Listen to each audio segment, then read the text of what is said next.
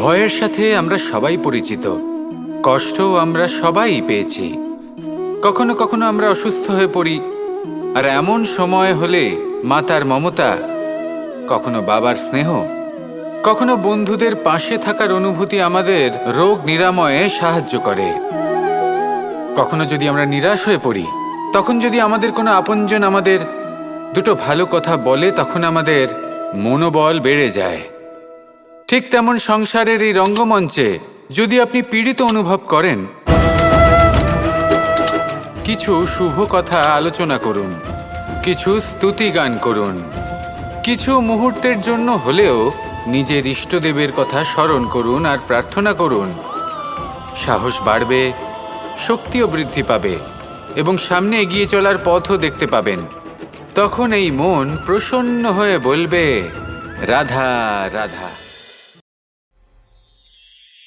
এটা কোনো এক সময়ের ঘটনা। মাটির নিচে ছিল জল, আর মাটির ওপর ছিল একটা বৃক্ষ, আর সেই বৃক্ষে ছিল একটা পাতা যা আকাশকে স্পর্শ করত।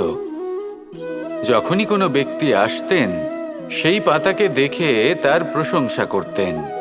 তাই বলে, আকাশে সোনার মেঘ কত ছবি আঁকে, আপনার নাম কভু লিখে নাহি রাখে।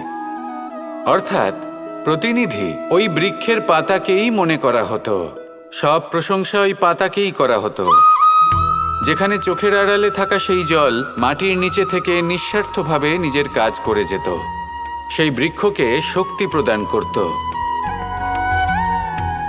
কয়েকদিন পরে সেই পাতার অহংকার হতে শুরু করলো।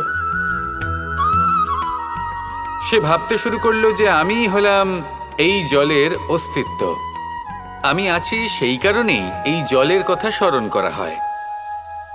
আর কিছুদিন পরে সেই বৃক্ষ সেই জল শোষণ করা বন্ধ করে দিল, এবং সর্বপ্রথম মৃত্যু হলো সেই পাতার।